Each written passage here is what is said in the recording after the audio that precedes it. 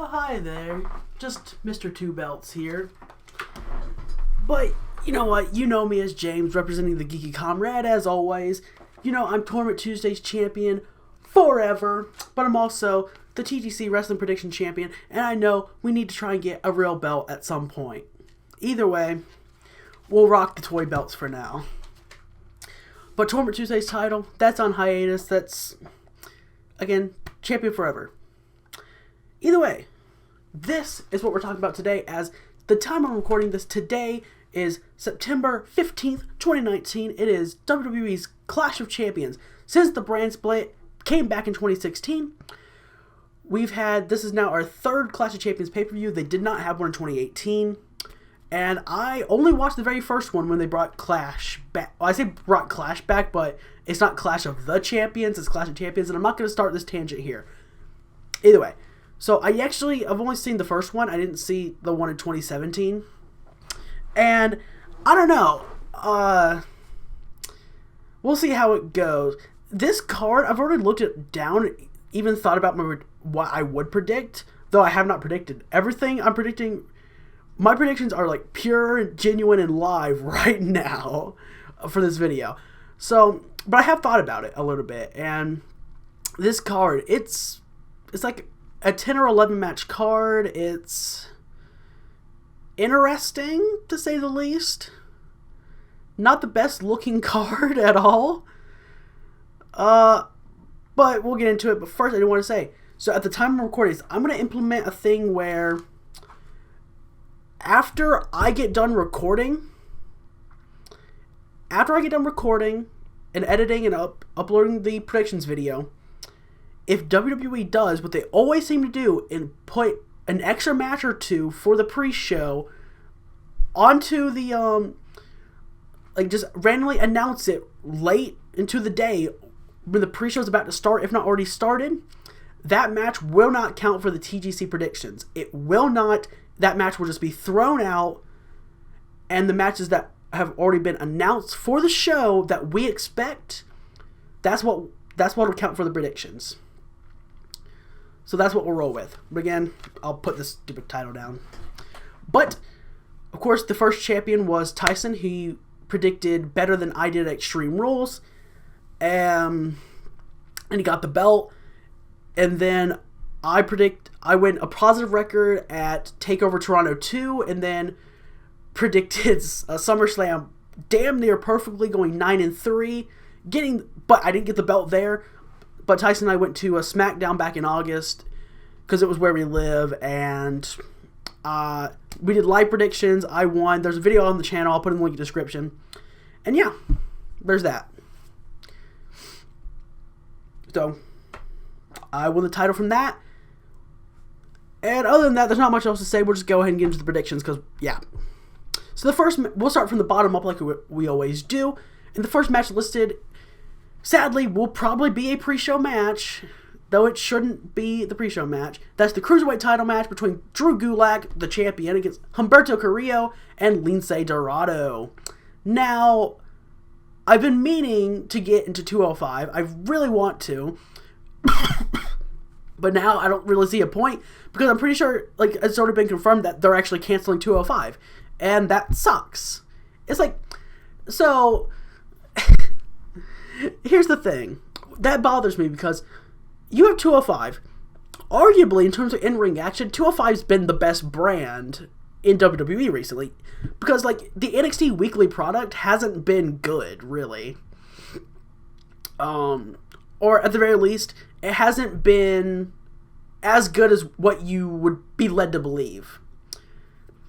But 205, the action, I mean, the in-ring action has been actually really good on 205.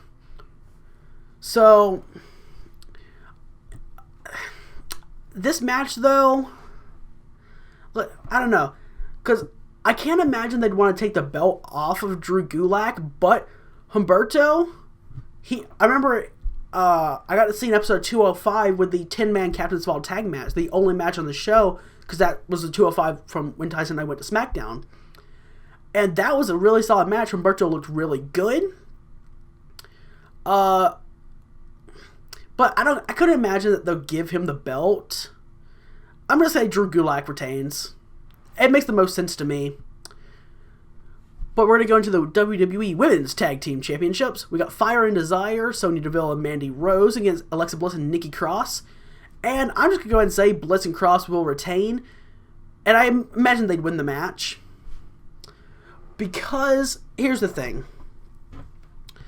The way I look at it, the way I envision this feud going, or their title reigns ending, I imagine it being Bliss either turns on Nikki or Nikki finds out that Bliss was using her, and their friendship, it devolves into chaos, and they're going to feuding, and that's how they lose the titles. That's the way I envision it going.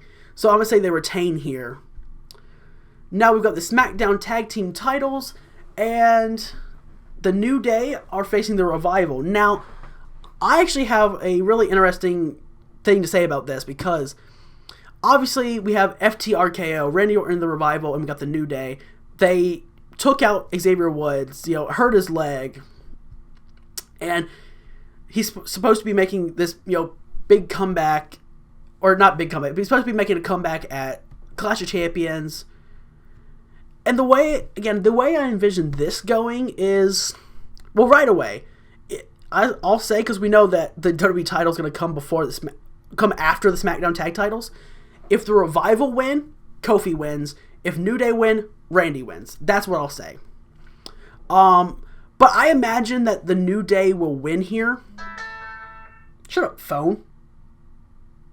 I imagine the New Day will win here, though, because, Xavier's coming back from injury, and it makes sense to me.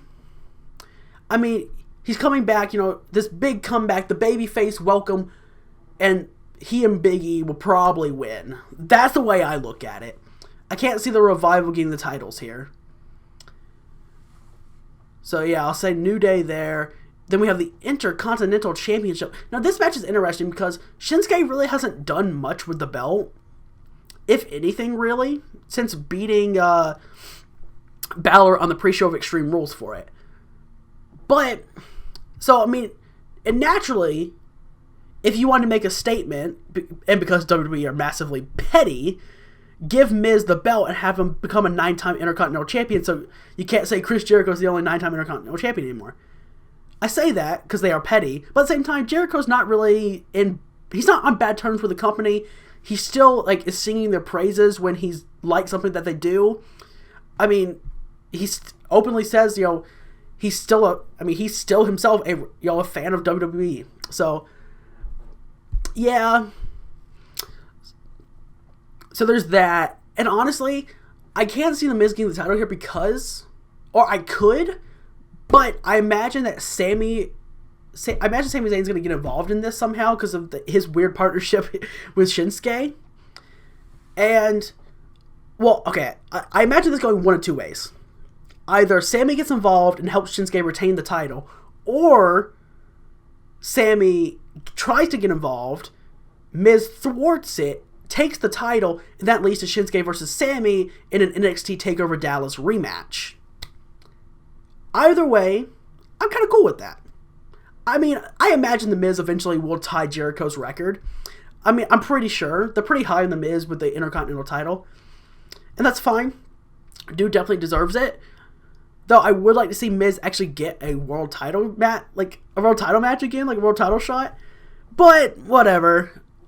I'm going to go ahead and say Shinsuke wins because Sami probably gets involved in some sort of a way to help Shinsuke retain. That's what's going on in my brain right now.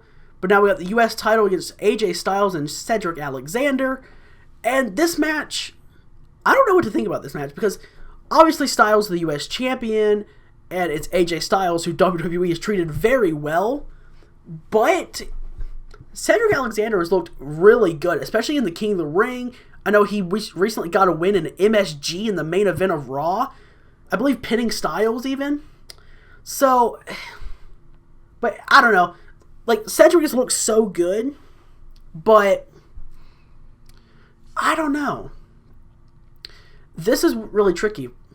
Because if we look at what I've done so far, I've got, let's see, that's a heel win, face win, heel win. So okay, that doesn't help me. So Cedric, we know, is out of the King of the Ring. Yeah, I'm pretty sure we know Cedric's out of the King of the Ring. So,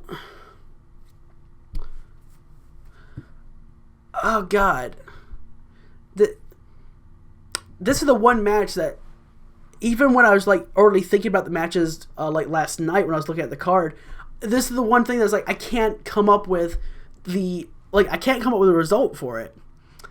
It's just I don't know, because like you could easily have Styles just retain the title, but at the same time you could have freaking Cedric Alexander like win because he looked so good, and you could easily give him the title, like strap a rocket to his back, dude.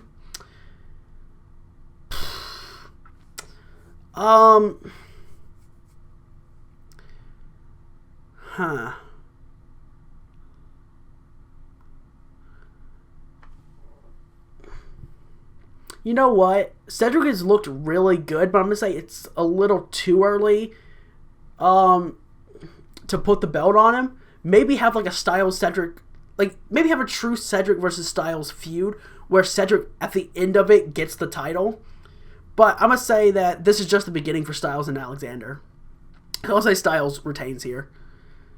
But of course, have help from the OC or whatever. Do what you got to do. Don't make Cedric look weak or anything. I don't know. I mean, that's WWE's mantra. Like, they don't let people, like, they don't do stuff like time limit draws or like, they're like obsessed with like countouts and disqualifications to end matches. But that's a conversation for another time. Next match is the Raw Tag Team titles. Seth Rollins and Braun Strowman against Dolph Ziggler and Robert Roode. Now, I would say something about Ziggler and Robert Roode's partnership being too early for them to get the titles, but I want them to get the titles because I think Rollins and Strowman should have never got the titles, because what?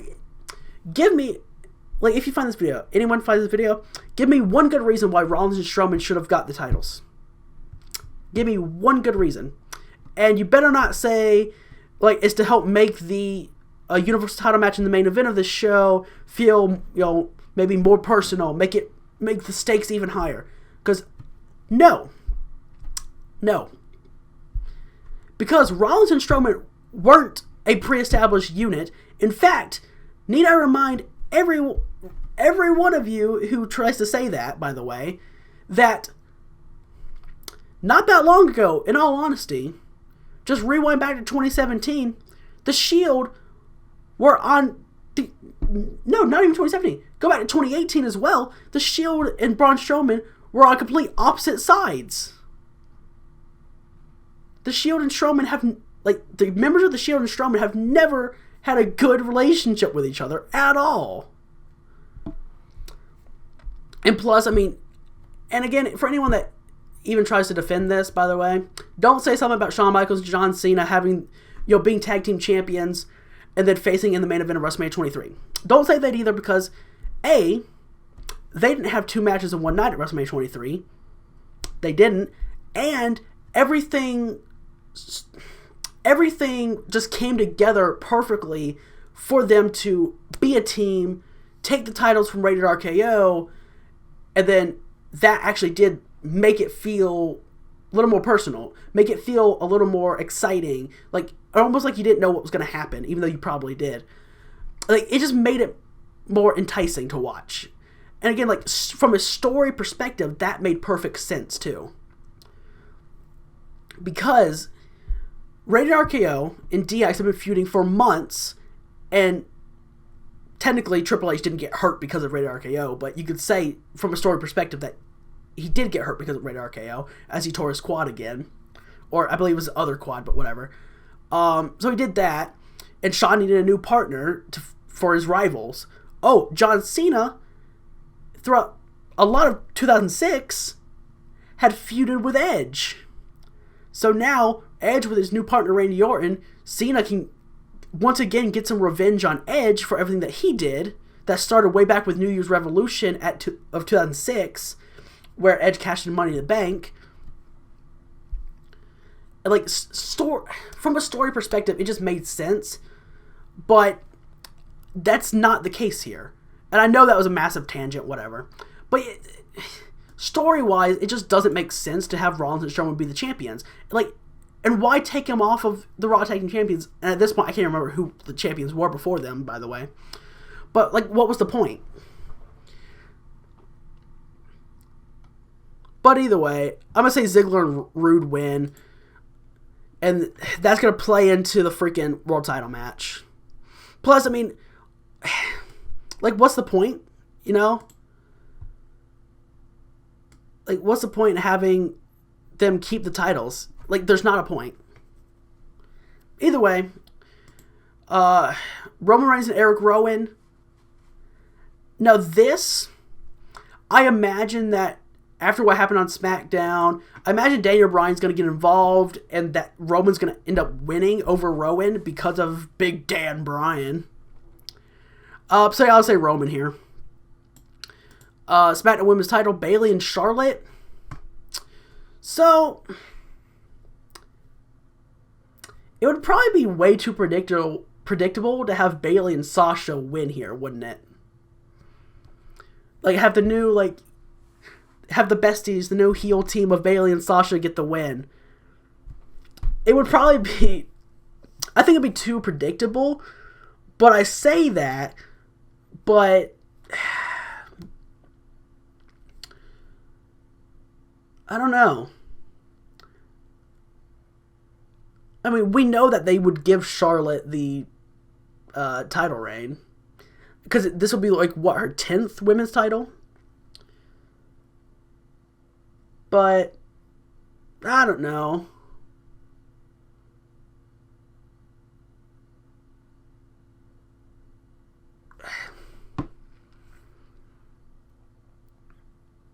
But the thing is, the story that you're building, I don't necessarily know if you need Charlotte to get the title. You know, I'm saying Bayley keeps the title here. Now you have Raw Women's title, Becky versus Sasha. Now, I'm going to say that they're actually going to pull the trigger. I'm going to regret this. I'm probably going to, like, really regret this. But I'm going to say that they're going to pull the trigger and they're going to have Sasha win the belt from Becky. I think Sasha's going to beat the man. But now that I think about that, it's almost... Oh, God. Now that I think about that, it's almost to, like, October. The game's coming out. Becky's one of the cover stars with Roman. Screw it. I'm going to say, like, Bayley and Sasha walk out with their respective women's titles. So, yeah, Bayley wins, Sasha wins. I'm going to regret that. They're not going to pull the trigger on that. So next we have the WWE Championship match, Kofi, Kingston, and Randy Orton. And because I said the New Day earlier, I'm going to say that Randy Orton takes the title from Kofi here. In my mind, I cannot see all three members of the New Day walking out with the titles. I just can't see it. Especially after what happened at SummerSlam. I mean, Kofi truly just looked like the bad guy in that situation. And I think Randy's taking the title from him, honestly. I mean, it could be the Revival taking the titles from the New Day later in the night. Or earlier in the night, I mean, but I'm saying New Day win there and Randy wins the title here. And of course, we have the Universal title match, Seth Rollins and Braun Strowman. A match that, oh God. You know what? If you would have told me at any point that Strowman versus Rollins would have been for the Universal title, I would have said, go home. I don't want to see that match ever. And I'd still stand by that today. But, okay, here's the thing. So, Rollins is good in the ring. We know that. Strowman, I'm not a fan of Strowman. I've never been a fan of Strowman. And especially back when he was so over last year that he literally could do so many things that should make him a heel, and he was still, like, getting massive crowd pops for that. Like to me last year when it was the July 2nd episode of Raw that Tyson and I also went to that year, that all the stuff he did to Kevin Owens is like, that doesn't scream that, cowardly to me from Kevin. That screams like Braun's just being a massive bully, dude. Just screams like Braun's being a massive heel. But I've never been into the Strowman character. I never have. I mean, I thought the stuff like he was doing with Roman was kind of cool, but I mean, the dude flipped an ambulance. So why would that not be cool? I don't know. But even then, some of the stuff he was doing with Roman still made him a heel, and he was still getting massive cheers for it because Roman wasn't over at the time. So, like, dude, Roman having to be stretchered out. It's like, but Braun's just pulling a massive Brock Lesnar and just shoving the freaking stretcher. Stuff like that, dude. Like, I don't think... Anyway, I'm not going to get into a tangent about Braun Strowman. That's not the video for this. Anyway, Rollins and Strowman... I don't know. My brain tells me just to go with freaking Seth Rollins because they've been like too scared to put the belt on Strowman anyway, and a lot of the momentum Strowman had is already gone. This would be like the closest comparison I can think of is from what I've heard of Ring of Honor with Dalton Castle. Apparently, at one point he was super over. They essentially sat on him to the point where Dalton wasn't as over as he was, and then he was so over they wouldn't give him the world title when he was super over. Like, from everything I've heard, that's apparently the case. And that's the closest I can think of here. Like, Strowman, if you were going to give him the belt, you had to have given him the belt from Lesnar when, like, it made the most sense. Granted, you could also say the same thing about Samoa Joe. But... I don't even want to talk about that. What they're doing... WWE and Samoa Joe just upsets me. Yeah, but they seemed like too scared to want to put the belt on Strowman. He's not as over as he once was. Like, he doesn't have, like, really any momentum with the crowd anymore. I definitely could see, like... Seth taking the pin in the Raw Tag Team title match and then retaining the title. Plus, I mean, what's the point of... So, I'll say it again, because I've said this before. So, I said at Extreme Rules, what's the point of having Rollins take the belt from Lesnar at WrestleMania just for Lesnar to take the belt back a few months later? Then what's the point of putting the belt on Lesnar just to have Rollins win the title back? So then what would be the point of giving the title back to Rollins just to give it back to Strowman the next month? When, like, if you wanted Strowman to get the belt, you could have just given him the belt because he is a baby face. He's a face. Lesnar's always a heel. Like, there's no reason to have Rollins as the transitional champion there. So, like, at that point, there's no point then. There just wouldn't be a point. Because, like, there's no good reason for Rollins to be a transitional champion unless they literally just didn't want Strowman to be the one to pin Brock. But that wouldn't make sense because that wouldn't make sense because that decision actually would make more sense. But anyway. So, yeah, I'll say I could totally see Rollins taking the pin in the tag title match after being isolated and then retaining the title, and that's probably what I'll go with. So we'll just quickly run back through the results. Drew Gulak, I think, will win. I'm calling Alexa Bliss and Nikki Cross to win. The New Day to retain their titles. Shinsuke probably with the help of Sami Zayn. I think I said AJ Styles would retain here.